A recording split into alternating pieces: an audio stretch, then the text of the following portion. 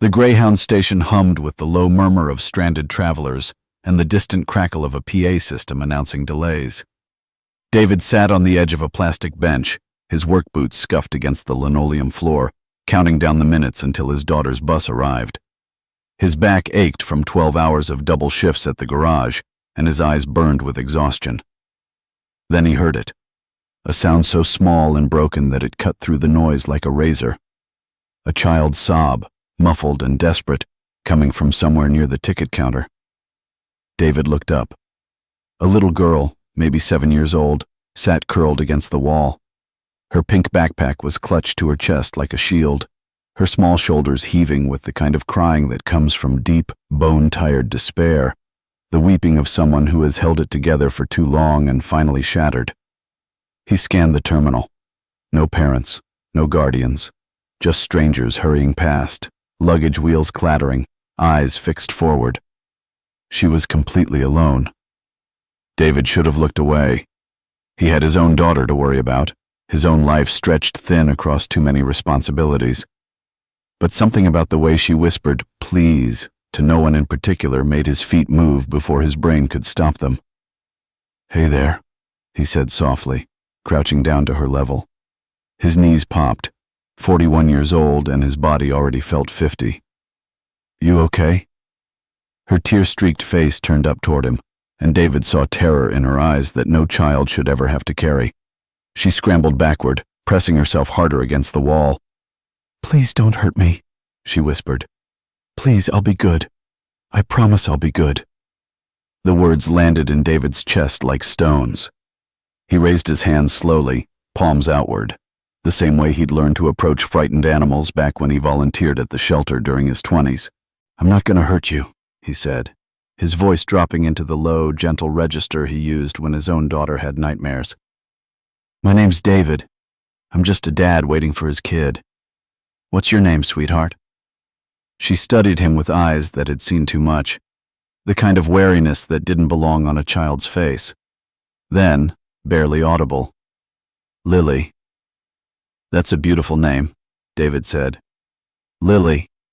Like the flower, right?" She nodded slowly, some of the tension easing from her small frame. "Where's your mommy or daddy, Lily?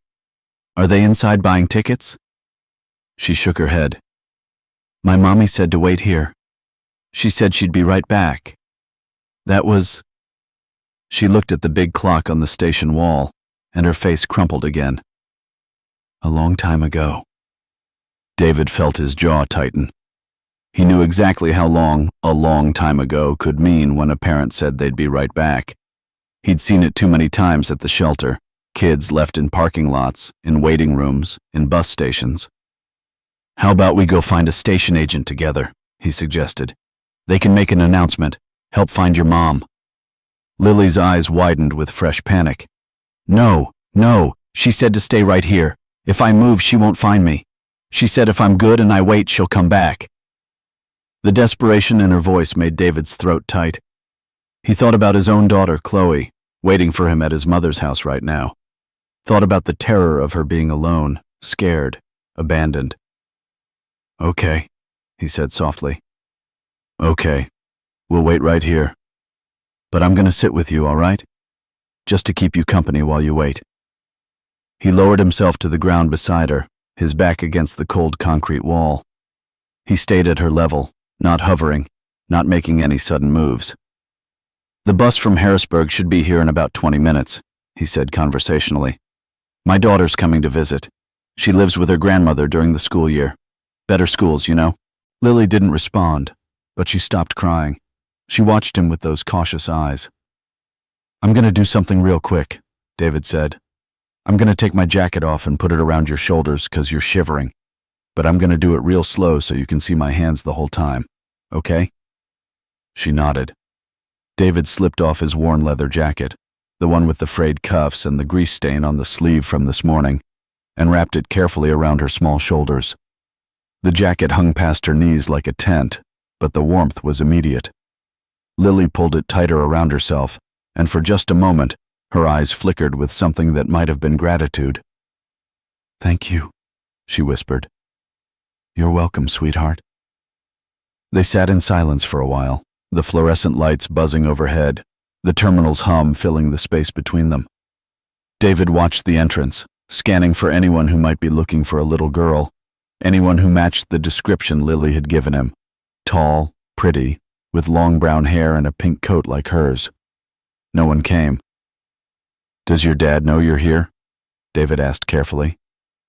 "I don't have a dad," Lily said matter-of-factly. "It's just me and Mommy, and Grandma, but she lives far away. Mommy said we were going to go see her. That's why we're here. But then Mommy got a phone call, and she looked really scared, and she said she had to go do something real fast, and I should wait." The phone call. David filed that detail away. A phone call that scared a mother enough to leave her daughter alone in a bus station. "What's your grandma's name?" he asked. "Grandma Rose. She lives in Indiana. I've never met her. Mommy said she was mean, but now she says she's sorry, and we were going to go make up." David's heart ached at the complicated web of this child's life. Estranged family, promises of reconciliation, a sudden disappearance. "Lily!" A woman's voice cut through the terminal, sharp and panicked. "Lily!" David looked up and his breath caught. A woman was running toward them, her long brown hair wild around her face, her pink coat unbuttoned and flying behind her. She was beautiful in a way that made David immediately look away, then look back, then force himself to look away again. But the fear on her face was real, genuine, the pure terror of a mother who had lost her child. "Mommy!" Lily scrambled to her feet, the jacket falling from her shoulders. "Mommy, I stayed. I was good. I stayed right where you told me." The woman dropped to her knees, gathering her daughter into her arms with a desperation that made David's chest ache. Oh my God, Lily. I'm so sorry. I'm so sorry, baby. I didn't mean to be gone so long." "Mommy, you're so sweaty," Lily said, pulling back to look at her mother with a child's practical concern. "This nice man gave me his jacket. He said his name is David. He sat with me the whole time." The woman turned to look at David, and something shifted in her expression. The raw terror softened into something else. Wariness, maybe, or suspicion. He was a stranger who had been alone with her child in a bus station. He understood exactly what she must be thinking. "I'm sorry," he said, getting to his feet slowly, hands raised again. "I saw she was crying, and no one was around, and I have a daughter. I couldn't walk away. I'm sorry if I overstepped." The woman studied him for a long moment, and David found himself holding his breath for reasons he didn't fully understand. Something in her gaze felt familiar, like a song he'd heard once long ago and couldn't quite remember. "Thank you," she said finally, and her voice was softer than he expected. "Thank you for staying with her." "David," Lily said, tugging on his sleeve. "This is my mommy. Her name is Naomi. Isn't she pretty?" "Naomi, I'm so sorry about everything," David said, shaking his head. "But I need to ask. The station agent was inside, you know, and I wondered if I should take her in there to get some help." Naomi's face flickered with something like fear. No, I had to go. There was a situation and I didn't want her to see." She stopped herself, looking at her daughter. "We gotta go, baby," she said, picking Lily up and grabbing her backpack. "We don't have much time." "Time for what?" David asked, then immediately regretted it. This wasn't his business. He'd done his part. He could walk away now. But something in Naomi's eyes made him pause. There was a desperation there that went beyond losing a child in a bus station. It was deeper, more urgent. "The bus to Harrisburg is going to be here in about 5 minutes, David said, as if that mattered. "I'm waiting for my daughter." And then he heard it, the sound of helicopter blades cutting through the air, growing louder and closer. Naomi's face went white. No, she whispered. "How did they find us?" David followed her gaze toward the terminal's glass doors. A sleek black helicopter was descending onto the street outside, its rotors whipping up dust and debris. Pedestrians scattered, cars screeched to a halt, and a woman stepped out. She was tall, elegant, dressed in a business suit that remained immaculate despite the chaos. Her hair was silver white, pulled back in a severe bun. Her face was sharp, aristocratic, utterly emotionless. Naomi's mother. "Mommy?" Lily said, her voice small and confused. "That's not Grandma. Mommy, that's not Grandma." David watched Naomi's face crumble. She turned to him, and in that moment, something passed between them. A silent plea, a shared understanding of danger. "I'll be right back," she whispered to Lily, handing her to David before he could protest. "Please, just watch her for one more minute. I promise I'll come back this time. I'm begging you." And then Naomi was walking toward the helicopter, toward the woman with the silver hair, and David was left holding a 7-year-old girl who was watching her mother walk into the unknown with the face of a woman who had seen too much. David had always believed in second chances. It was the only way to get through his own life without drowning in regret.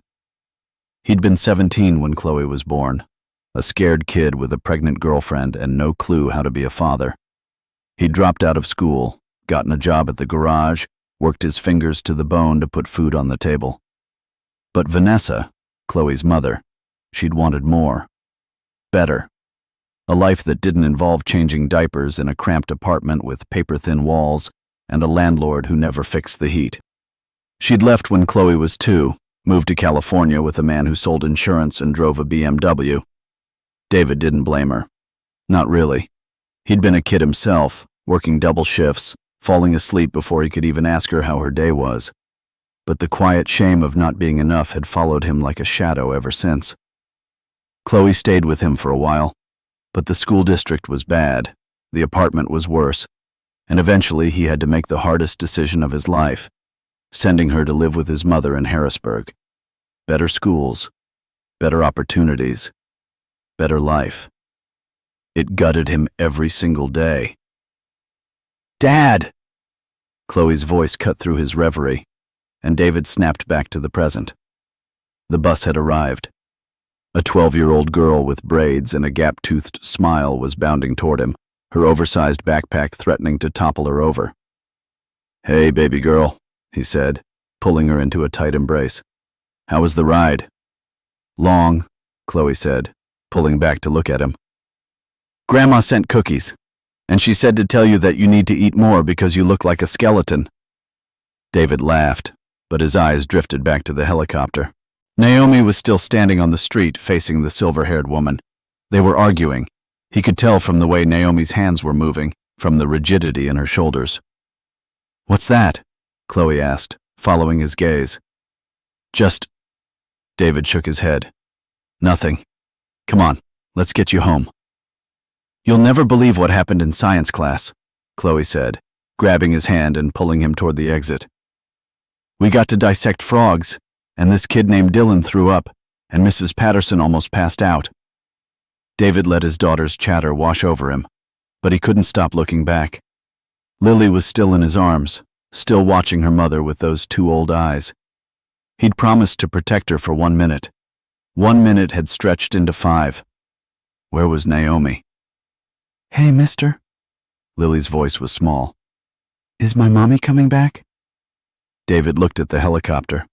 Naomi was still standing there, still arguing, but the silver-haired woman was reaching into her briefcase, pulling out something white, an envelope. "Of course she is," David said, though he wasn't sure he believed it. "She just needs to talk to that lady for a minute." "I don't like that lady," Lily said. "She looks like a witch." Chloe snorted. "Seriously, Dad, what is going on? Why do you have some random kid?" "Long story," David said. "I'll explain later." The helicopter rotors started spinning again. David watched Naomi's shoulders slump, watched her take the envelope from the silver-haired woman's hand. And then she was walking back toward them, her face pale, her eyes red. "Mommy!" Lily squirmed in David's arms until he put her down. She ran to her mother, wrapping her small arms around Naomi's waist. Naomi looked at David over her daughter's head. Her expression was unreadable, but beneath the surface he could see something that looked like shame and fear. "Thank you," she said again. "I know I have no right to ask, but thank you." "Everything okay?" David asked, knowing full well it wasn't. Naomi shook her head. "I don't know. I have to." She looked down at Lily. "I have to go back. There's paperwork. A lot of it." "To where?" David asked. "Back to the estate. To my mother's house." Naomi's voice cracked. "I left when I was 18. I swore I'd never go back. But she has my father's will, and there are things she's threatening to." "Mommy, you're scaring me," Lily said. Naomi knelt down, taking her daughter's face in her hands.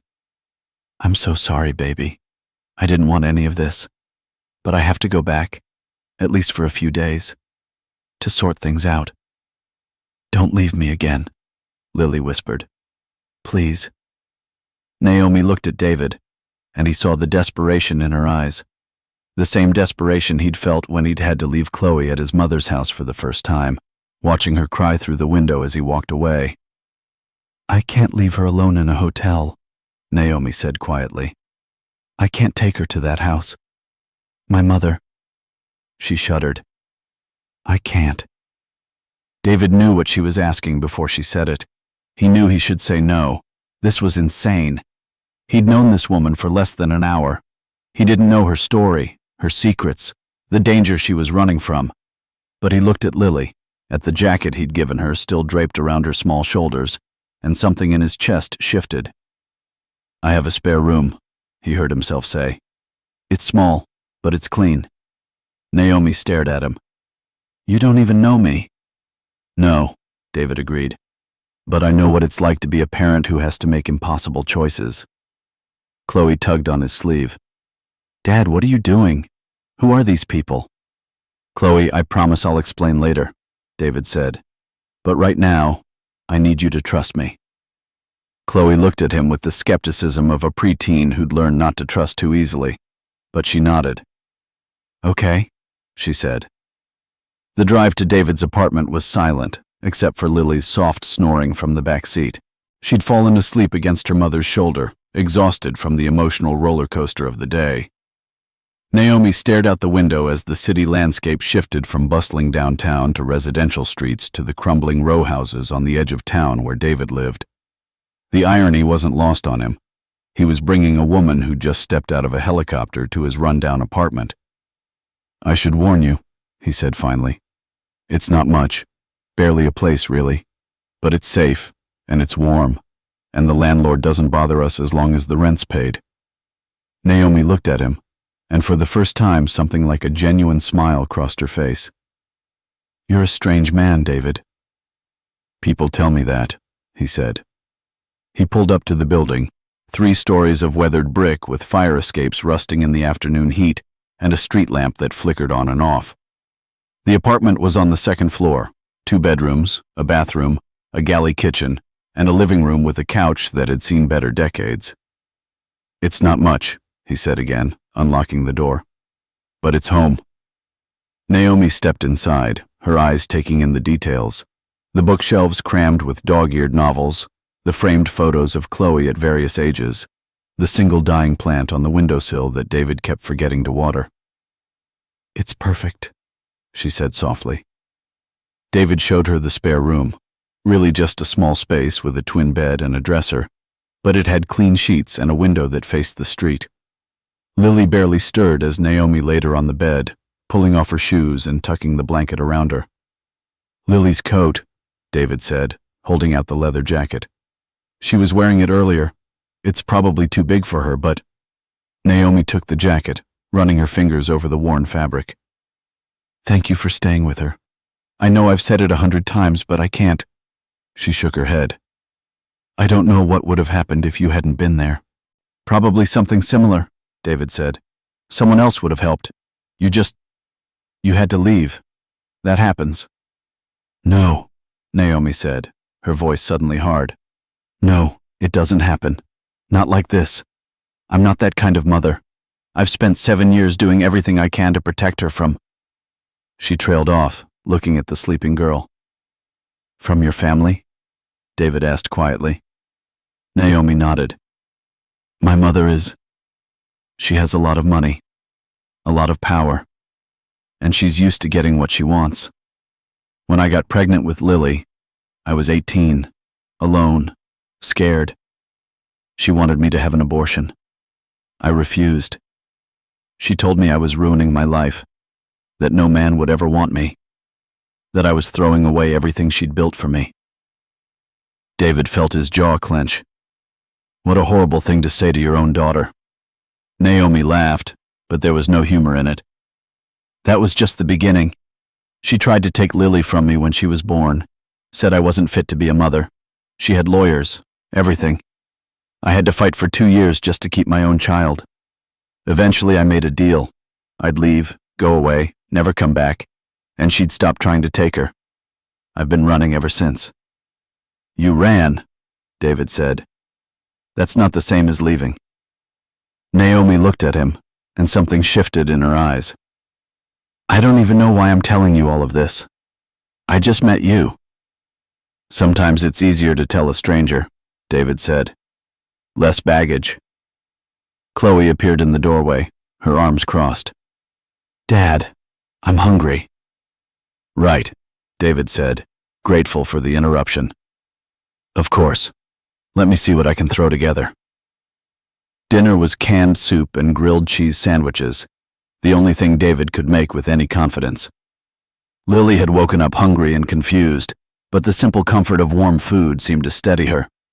They sat around the small kitchen table, the 4 of them, and something about the domesticity of it felt surreal. David couldn't remember the last time he'd had this many people in his apartment, couldn't remember the last time he'd felt this strange sense of completeness.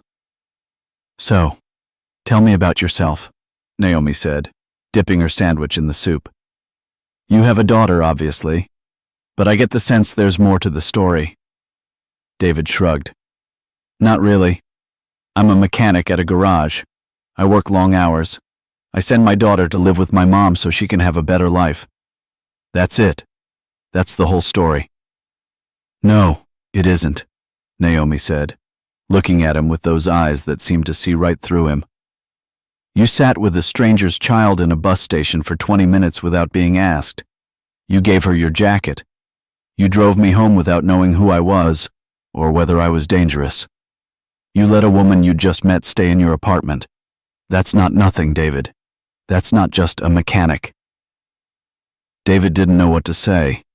No one had ever spoken to him like that before. No one had ever made him feel like his small acts of kindness actually meant something. Chloe's mom left when she was 2, he said quietly. I've been raising her alone ever since. Well, I guess raising is a strong word. I've been providing, making sure she has what she needs. But she spends most of her time with my mom. She's in a good school. She has friends. She's happy. That's what matters. Naomi reached across the table and touched his hand. You're a good father, David. He looked down at her hand on his. It was small, elegant, with nails that had been painted but were now chipped from the chaos of the day. The gesture was simple, but it sent a jolt through his entire body. I try, he said.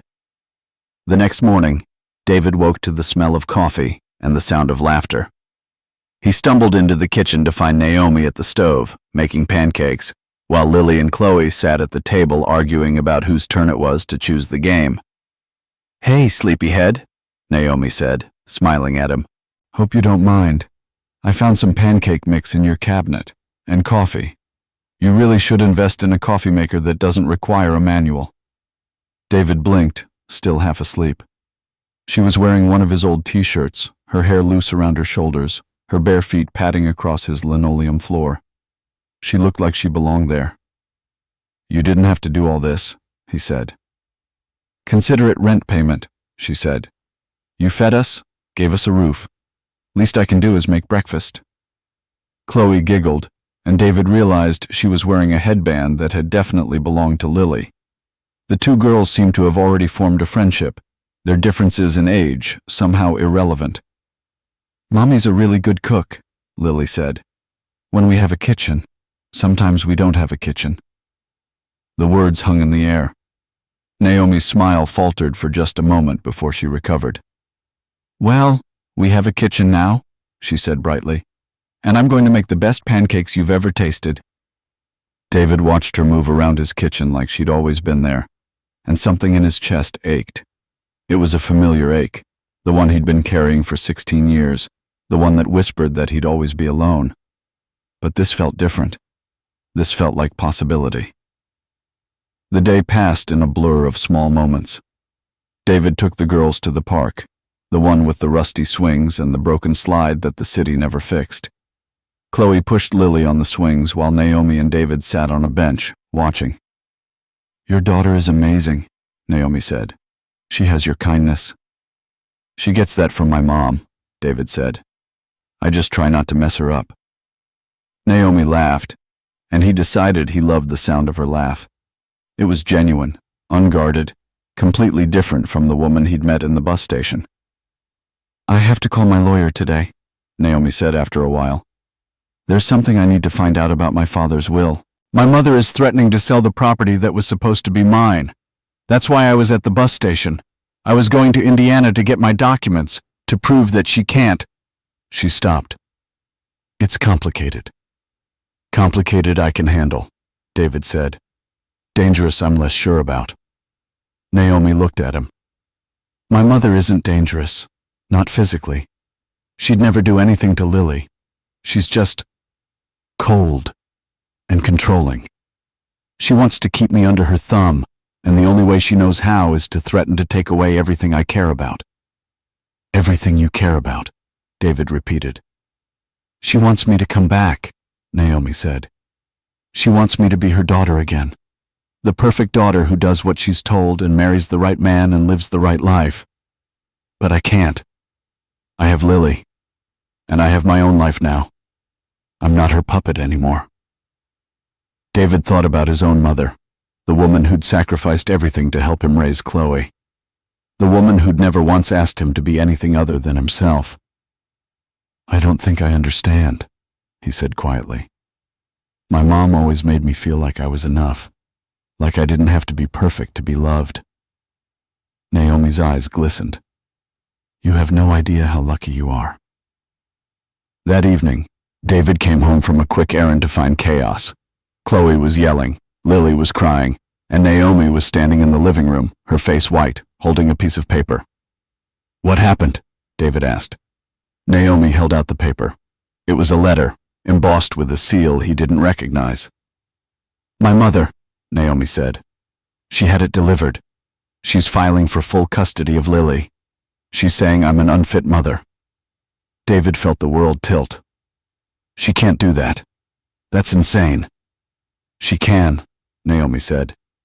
She has the money, she has the lawyers, and she has a lot of evidence that I've been unstable, that I've been running, that I've kept Lily in dangerous situations. Dangerous situations, David repeated. You mean like being on the run from your own family? Naomi nodded miserably. She's going to take my daughter away from me. David didn't think. He just stepped forward, taking Naomi's hands in his. No, she's not. We're going to fight this, together. Naomi looked at him, her eyes full of doubt. You barely know me, David. I know enough, he said. I know you came back for Lily. I know you're a good mother. And I know I'm not going to let her take that away from you. The next few days were a blur of lawyer visits and phone calls and quiet moments in between. David took time off work, something he never did, and spent every minute with Naomi and the girls. He watched Naomi fight, watched her steel herself against the cruelty of her mother's legal team, watched her cry at night when she thought everyone was asleep, and he found himself falling for her in a way he hadn't felt since he was 17. It was terrifying, but it was also the most alive he'd ever felt. Naomi's mother had a private investigator following her, David discovered. They'd taken pictures of her at the apartment, in the park, walking with David and the girls. They were building a case that she was in a relationship with a dangerous man, a man who might harm Lily. That's ridiculous, David said when Naomi told him. I'm the least dangerous person I know. Tell that to the court, Naomi said bitterly. The pictures show us laughing. They show me touching your arm. They show Lily sitting on your lap at the park. They're trying to paint you as some kind of predator. David felt sick. I would never. I know, Naomi said. I know. But that's the game she plays. She takes the truth and twists it until it's unrecognizable.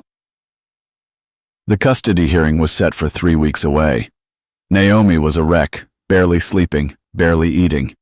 David did what he could, made her tea, held her when she cried, made sure Lily didn't see her mother fall apart. But the pressure was taking its toll. One night Naomi packed a bag for her and Lily, determined to run again. I can't stay here, she told David. It's not fair to you or the girls. If I leave, she'll have to drop the case. She won't get custody. That's not how it works, David said. If you run, it'll just prove her point. You need to stay. You need to fight. I can't, Naomi cried. I've been running my whole life. It's the only thing I know how to do. David took her face in his hands, forcing her to look at him. Then learn something new. Learn to stay. Learn to trust. I'll be right here. I'm not going anywhere. Naomi stared at him, and something in her eyes shifted.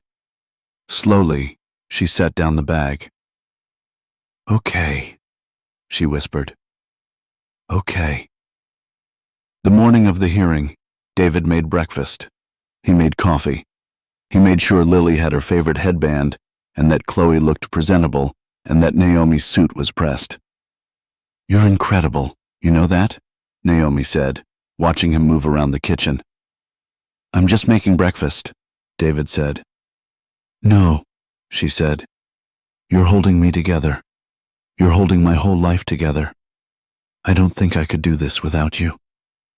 David turned to face her. You could. You're the strongest person I've ever met. But you don't have to. I'm here. I'm always going to be here. Naomi stepped toward him, and suddenly she was kissing him, soft, tentative, full of hope and fear and everything in between. David kissed her back, his hand cupping her face, his heart pounding. It wasn't fireworks. It was something more, something that felt like coming home. The hearing took 3 days. 3 days of Naomi's mother sitting across the courtroom, her cold eyes never leaving her daughter. 3 days of lawyers arguing and documents flying, and David holding Naomi's hand under the table. And then, on the 3rd day, David discovered something. Something hidden in the documents that Naomi's mother had filed. A birth certificate. It was buried in the stack of evidence, an old copy of the custody agreement from when Lily was born. David wasn't sure why he noticed it. Maybe it was the faded ink, maybe it was the signature at the bottom. But there it was. A father's name. And it wasn't Naomi's ex. It was someone else. Someone David knew. Naomi's mother had claimed that Naomi was an unfit mother because she'd never told Lily about her father. But now David understood. The father was dead. He'd died 2 years ago in a car accident. And Naomi had been protecting Lily from the truth. I didn't know how to tell her, Naomi whispered when David confronted her. She was so young, and he was so good, and I didn't want to break her heart. Your mother knew, David said. She's been holding this over you. Yes, Naomi admitted. She's been threatening to tell Lily herself, to make it seem like I've been lying to her all these years. David looked at the birth certificate again, at the father's name, at the date, and then he looked at Naomi. This isn't your shame to carry, he said. Your mother is using this to control you, but it's not the truth. What is the truth? Naomi asked. David took her hands. The truth is that you love your daughter more than anything. The truth is that you've been fighting your whole life to protect her. The truth is that your mother is the one who's been trying to destroy your family, not you.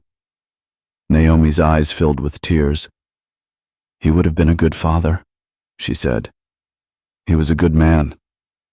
I know, David said. And so are you. The judge ruled in Naomi's favor. The custody case was dismissed, and Naomi's mother was ordered to pay court costs. David heard the old woman in the hallway, arguing with her lawyers, her voice shrill with rage. But Naomi didn't care. She held Lily tight, crying with relief, while Chloe hugged her from the side and David stood watching, his heart full. We did it, Naomi whispered. We actually did it. David smiled. I told you. Together. That night, David cooked dinner. A real dinner. Chicken and vegetables and rice, the best he could manage. They ate at the small kitchen table, and for the first time in weeks, there was laughter. Where are you going to go now? Chloe asked Naomi. Are you going home? Naomi looked at David. I don't know, she said. I think maybe I'm already home. Chloe wiggled her eyebrows at her father. David ignored her. There's something I need to show you, he told Naomi. A lot of things, actually, but one thing in particular. He led her out to the fire escape, the rusted one that faced the street. From there, they could see the city skyline, the lights twinkling in the growing dusk. I used to come out here when things got hard, David said. When I was raising Chloe alone, when money was tight, when I felt like I was failing at everything. I'd sit here and just breathe. It's beautiful, Naomi said. It is, David agreed. But it's not the most beautiful thing I've ever seen. Naomi looked at him. What is? David turned to face her. You, Lily, this whole crazy thing we're building together. I know it's fast. I know it doesn't make sense. But I've never felt this way about anyone before. Not even close. Naomi's eyes filled with tears again, but this time they were happy tears. I don't think you're just a mechanic, she said. What am I? You're the person who showed up when I needed someone most, she said. You're the person who believed in me when I couldn't believe in myself. You're my home, David. They kissed again, slower this time, more certain. And when they pulled apart, Naomi reached into her pocket and pulled out something small. I need you to see this, she said. It's my father's watch. He gave it to me before he died, and I've worn it every day since. It's the only thing I have that reminds me he was proud of me. She handed it to him, a simple gold watch, worn and scratched. I want you to have it, she said. I want you to know that you're part of my family now. David looked at the watch, and something in his chest clicked into place. This wasn't just a gift. It was a symbol, a promise. I don't know what to say, he said. You don't have to say anything, Naomi said. Just stay. Stay with me. Stay with us. David smiled, pulling her close. I'm not going anywhere. And they stayed. Together. They moved to a bigger apartment. David kept working at the garage, and Naomi found a job at a local school, teaching art. Lily and Chloe became sisters, bickering and laughing and growing up together. The years passed, and the family grew, and David never felt alone again. On the day of David and Naomi's wedding, he wore the gold watch on his wrist, the one Naomi's father had given her.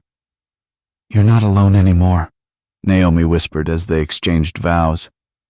I never was, David said. I just had to wait for the right person to come along. And in the front row, Lily and Chloe sat together, holding hands, watching their parents make a promise that would last forever. Years later, when Lily was a teenager and Chloe was in college, David found the old leather jacket in the back of his closet, the one he'd given Lily that day in the bus station. He took it down, holding it to his chest, remembering. He walked into the living room where Naomi was reading and showed it to her. Remember this? He asked. Naomi smiled, tears in her eyes. That jacket changed everything. No, David said softly. That little girl changed everything. She brought you to me. Naomi stood up, wrapping her arms around him. And you never let go. "I never will," David said. The jacket hung between them, worn and faded, but still holding the warmth of a moment that had started it all. A moment of kindness, a moment of trust, a moment that had built a family.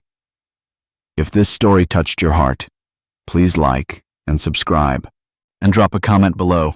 I'd love to hear your thoughts. What moment in your life changed everything? Sometimes the smallest acts of kindness lead to the biggest blessings. Share this story with someone who needs to believe in second chances. Until next time, take care of each other.